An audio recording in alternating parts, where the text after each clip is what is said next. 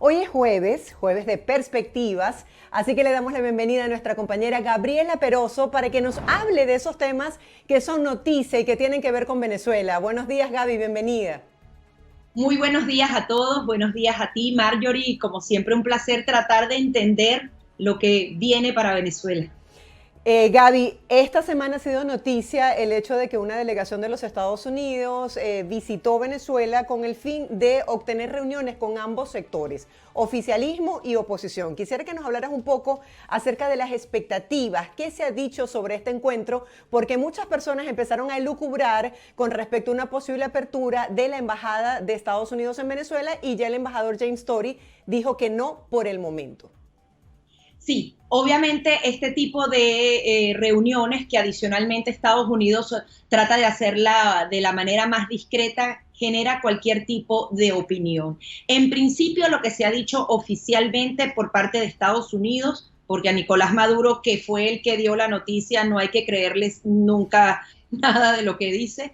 En principio, se está hablando del bienestar y la seguridad de los estadounidenses que se encuentran en prisión en Venezuela. Esa sería la prioridad fundamental de Estados Unidos con miras a estas reuniones. Sin embargo, es difícil pensar que ese tipo de negociaciones, de acercamientos, quede solamente allí.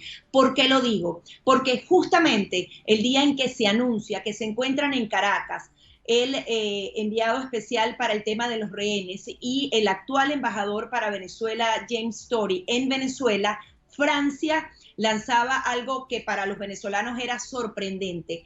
Francia, un país como Francia, diciéndole a los países del G7, las economías más importantes del mundo, que deben incluir o deben tratar de promover la entrada nuevamente al mercado petrolero de Venezuela e Irán. Esto no es casual, porque adicionalmente oíamos a Nicolás Maduro que no hablaba específicamente de ese planteamiento oficial que hace Francia, que habrá que ver si tiene el apoyo de los demás países, e invitaba a las empresas francesas a venir a Venezuela a empezar a explotar el petróleo venezolano, asegurando que, bueno, que iban a dar, que estaban listos. No sé si estar listos es otorgar todas las garantías necesarias para que este tipo de proceso se produzca, y ese es uno de los puntos que quiero analizar junto a ti, Marjorie. Sí, justamente hoy veíamos que EFE compartía esa noticia y decía que los mayores beneficiados de lo que había ocurrido entre Rusia y Ucrania eran las economías de Venezuela y de Irán, a pesar de ser dos países sancionados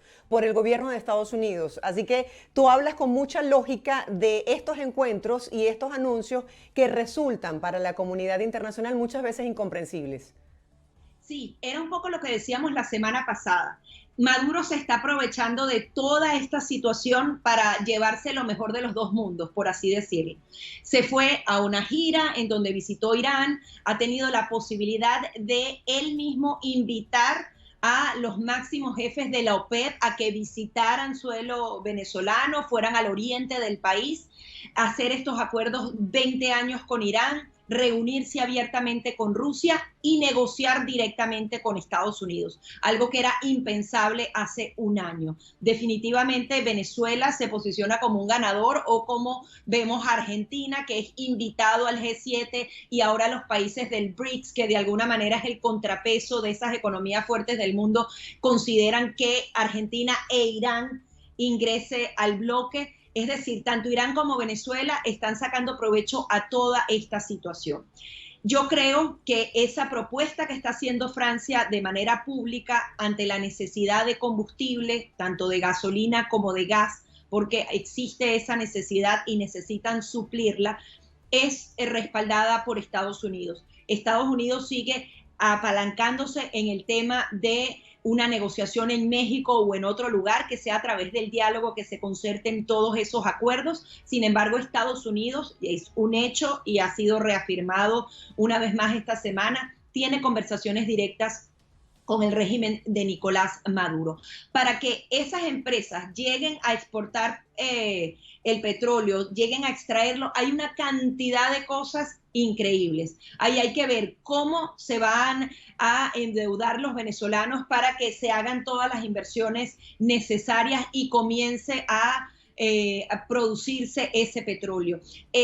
Venezuela actualmente está aislado del sistema financiero mundial y no lo puede hacer como lo hace, haciendo trampas y empresas fantasmas y transportando tanques iraníes aquí y allá. Tiene que entrar oficialmente nuevamente en el sistema financiero, lo hará en la vía privada, en la vía pública. Empresas petroleras como Eni, Repsol, Chevron, no creo que asuman una deuda solamente por invertir en Venezuela. Es decir, hay una cantidad de pasos para lograr eso. Sin embargo, todo parece indicar que los países de Occidente, ante la necesidad de reactivar toda esta energía fósil, Venezuela es uno de los puntos de apoyo y eso obviamente cambia completamente nuestra dinámica. Que sea bueno o no, lo vas a solo determinar en el tiempo. A todas estas, ¿en qué posición queda el diálogo? Porque vemos como mucho hermetismo en torno a esta visita de la delegación estadounidense. Por un lado vemos a Nicolás Maduro diciendo a comienzos de semana, tenemos una reunión con una delegación. Por otro lado se habla de un encuentro con la plataforma unitaria e incluso algunos portales han señalado un encuentro con Juan Guaidó, pero no se habla acerca de las conclusiones, los acuerdos, si hay una próxima fecha para este diálogo entre ambos sectores en el país. Bueno, esa es una de las grandes incógnitas que tenemos en este momento, si realmente se va a materializar ese diálogo, porque como te digo, un Maduro que está extrayendo lo mejor de los dos mundos, no necesariamente está interesado en sentarte en una mesa en donde te obligarían a justamente dar garantías electorales, que es uno de los grandes puntos, entre otros miles, la liberación de los presos políticos, que se respeten los derechos humanos, pero en definitiva el juego se ciñe al tema electoral. Y si tú estás hablando directamente con Estados Unidos, tienes una Francia que está clamando porque tú vuelvas al mercado internacional, tienes comunicación directa con López, con Rusia para justamente poder chantajear, ¿para qué tendrías que sentarte? Entonces, la oposición tiene que entender un poco la fortaleza que tiene Nicolás Maduro en este instante. Estados Unidos, adicionalmente, es ese brazo de apoyo que dice igual todo tiene que ser a través del diálogo. Estados Unidos ha dejado muy claro que no va a hacer acuerdos directamente con el régimen de Nicolás Maduro per se. Hasta ahora estaría justamente centrado en el tema de los detenidos en Venezuela. Adicionalmente está el tema de la embajada, que tú también lo señalabas. Ya James Story ha descartado esta posibilidad, pero en el corto plazo o en el mediano plazo, él dijo, ahora no está planteado. La apertura de la embajada o de una oficina comercial, que sería un paso un poco menor a lo que sería un embajador de Estados Unidos en Venezuela, supone una cantidad de retos adicionales. Hay quienes aseguran que al día de hoy es imposible reabrir la estructura física, ese edificio que nosotros conocemos en Valle Arriba de la embajada, porque por razones de seguridad se sospecha que esa edificación puede estar completamente bugueada, no sé cómo, o sea, que puede tener todo tipo de dispositivos para espionar a Estados Unidos a partir de esa sede. Es decir, esto supondría la apertura de una nueva sede que hasta ahora no está siendo ni remodelada ni buscada. Eso es un punto importante. Adicionalmente, si abres la embajada ya, la tienes que abrir en Estados Unidos. Pero Estados Unidos sigue dando un espaldarazo muy fuerte a Juan Guaidó. Entonces, vas a dejar la figura de Carlos Vecchio como embajador de Venezuela en Estados Unidos, en Washington, y vas a abrir, no sé, un consulado, una oficina en otra ciudad para que haya esa reciprocidad. Esa es una de las preguntas que nos hacemos, porque es complicadísimo y un país puede tener dos delegaciones diplomáticas al mismo tiempo de un mismo país. Son muchísimas las cosas que hay que tomar en cuenta, pero yo sí creo que algo va a cambiar y los venezolanos tenemos que contribuir a eso de la mejor manera posible. Por eso yo también veo con buenos ojos que se haya justamente anunciado el tema de ir a esas primarias en el año 2023, porque nos tenemos que preparar en todos los terrenos y de la mejor manera.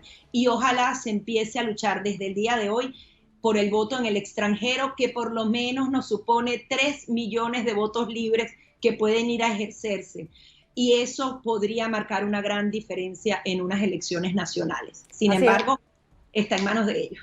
Hasta ahora tenemos como más preguntas que respuestas, esperemos que se vayan desarrollando con el pasar del tiempo. Quisiera hacer una transición al tema de Colombia porque, como tú sabes, existen casi 2 millones de venezolanos en ese país preguntándose cuáles serán las medidas que va a adoptar el nuevo presidente electo Gustavo Petro. Fue noticia el día de ayer y, por supuesto, hoy continúan las reacciones y los comentarios de este encuentro entre su más acérrimo opositor, el expresidente Álvaro Uribe Vélez, quien tuvo una reunión con el presidente electo para un acuerdo nacional. ¿Cuáles son las expectativas que se tienen de aquí en adelante? Por ejemplo, en materia de seguridad fronteriza, Uribe ha sido uno de los que más ha peleado con la guerrilla en boca de los propios colombianos. En este caso, ¿cuáles crees tú, Gaby, que sean esos temas que estén analizando para este acuerdo y este diálogo permanente que han anunciado ambos líderes?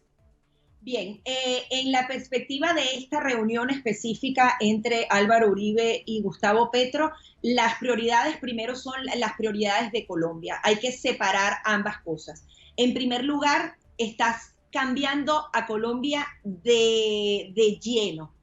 Tuviste un enfrentamiento entre Hernández y Petro y ahora ese Hernández prácticamente sale abrazado con Gustavo Petro. Esto desconcierta al país, pero a la vez, y lo digo como venezolano con dolor, nosotros lo vivimos en Venezuela.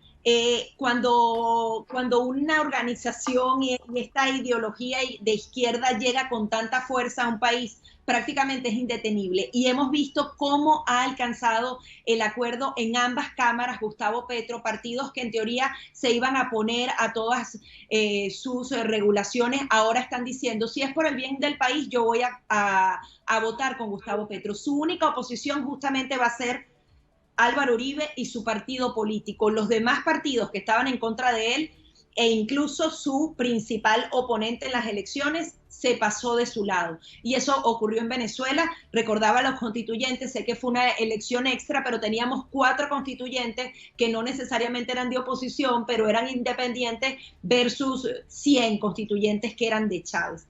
Esa fuerza política que tiene actualmente Gustavo Petro parece ser indetenible, pero Álvaro Uribe reuniéndose con él, porque hay quienes dicen, ¿cómo se va a sentar? Sí, se tiene que sentar y tiene que dar la cara y tiene que otra vez levantar a esa oposición, y él es una figura que seguramente lo va a hacer porque es un zorro político muy viejo, muy habilidoso, que se ha mantenido un poco al margen porque tiene graves problemas en materia penal. Yo no creo que Gustavo Petro se arriesgue o la justicia a meterlo preso. Igual, bueno, si hay pruebas en su contra, obviamente cualquier persona tiene que pagar, pero se le complicaría mucho el país. Y Álvaro Uribe tiene que aprovechar esa fortaleza que ya no es la de siempre. Fue la primera fuerza democrática durante décadas y ahora es la 4ª fuerza política.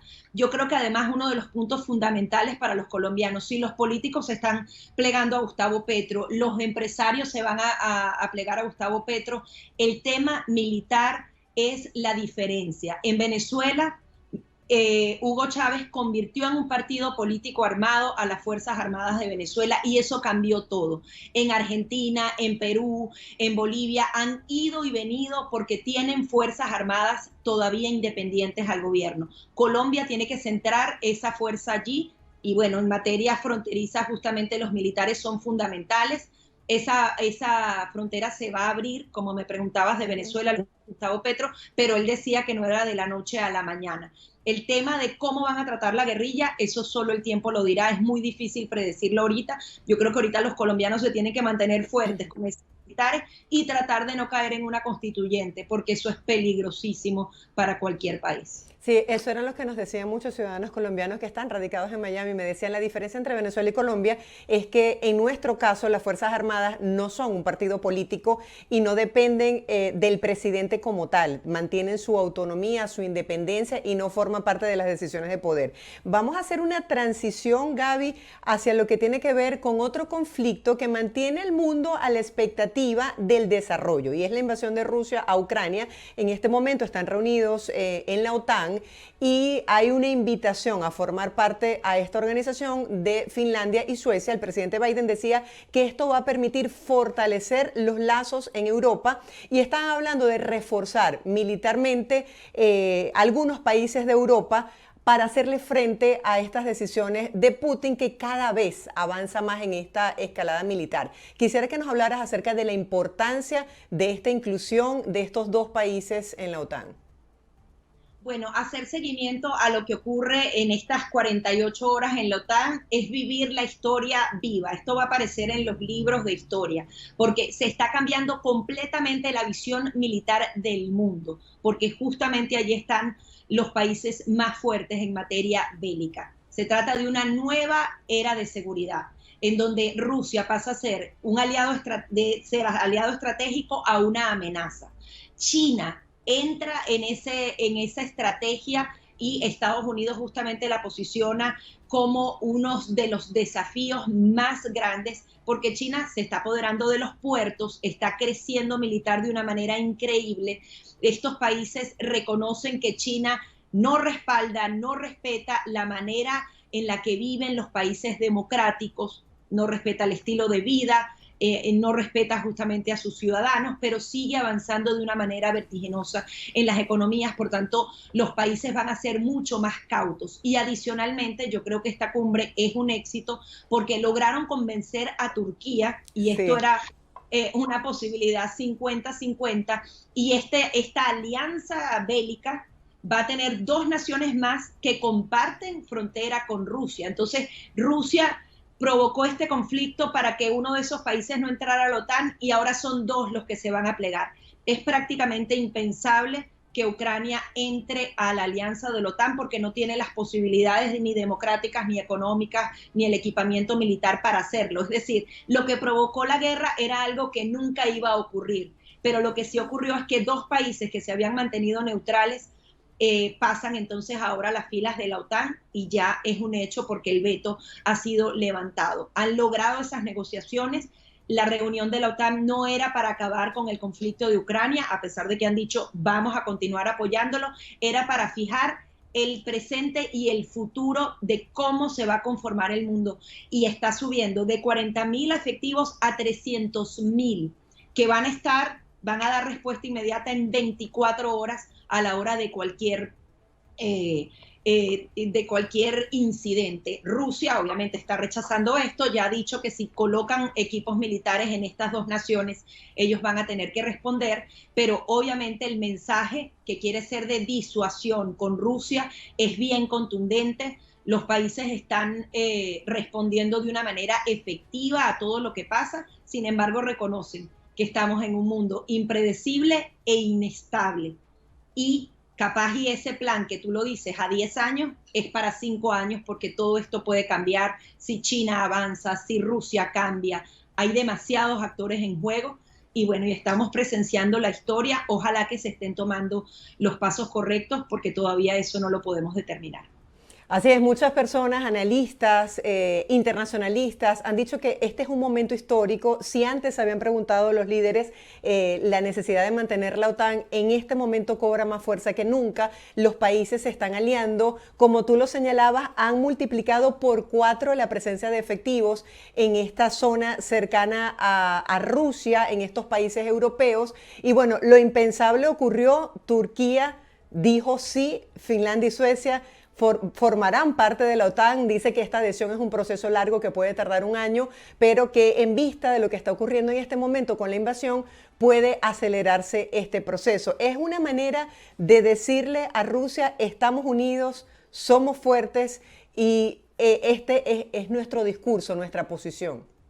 Bueno, decían que justamente esa adhesión de dos países más es el fracaso de Vladimir Putin, porque él quería que una nación no estuviera y ahora son dos que adicionalmente sí tienen fuerza, porque esos son países que tienen fuerza militar. Ucrania lamentablemente no la tiene, está recibiendo de otros países.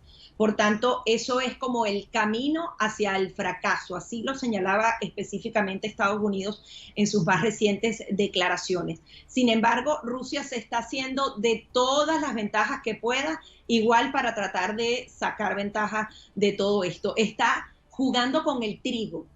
Rusia tiene el 20% de la producción mundial y esa producción es insustituible. Con el petróleo y el gas puedes acudir a Venezuela, a Irán y tratar bueno, que en algún momento parece que el tema del trigo es insustituible. Tiene tomado lo de Ucrania más lo que él produce y chantajea al mundo guardando trigo por algunos días para que suba el precio, juega con el tema del petróleo que se ha elevado muchísimo y se lo puede seguir vendiendo a China.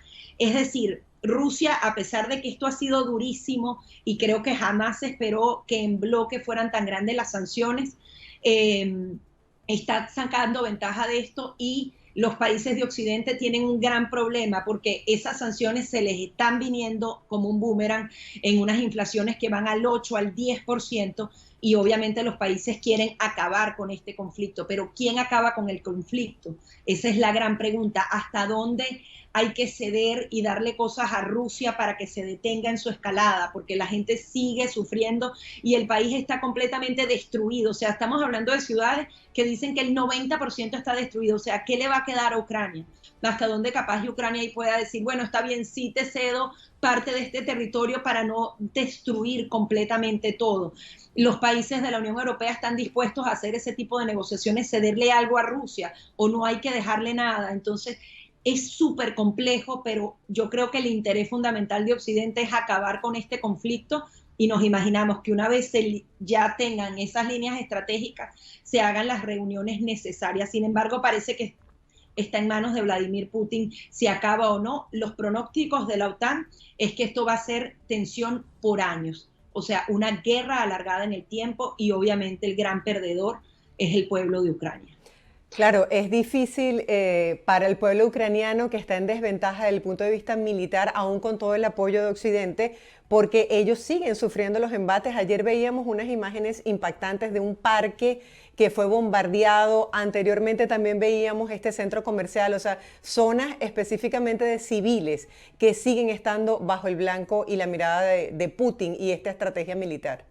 Y Rusia diciendo que él no está atacando a ningún civil cuando lo está haciendo, y adicionalmente hace los ataques a civiles justamente cuando el G7 está reunido, cuando la OTAN está reunido. Él le está diciendo al mundo, soy descarado y no voy a parar. Y eso hay que entenderlo así y allí hay que ver cómo actuar con una persona que sabes que está fuera de sí. Es una situación muy compleja que es muy difícil también de resolver. Así es. Para la próxima semana, Gaby, podemos ver cuáles serían las medidas del gobierno estadounidense, que ha sido muy criticado por el alto costo de los precios del combustible. Algunas iniciativas que se han tomado en algunos estados ha sido eliminar o exonerar el precio del impuesto al combustible. Bueno, vamos a ver qué pasa en Florida. Gracias por acompañarnos y por todo tu análisis sobre temas que son noticia para nuestros países. Como siempre, un placer estar aquí. Era nuestra compañera Gabriela Peroso poniendo en perspectiva temas que son noticias.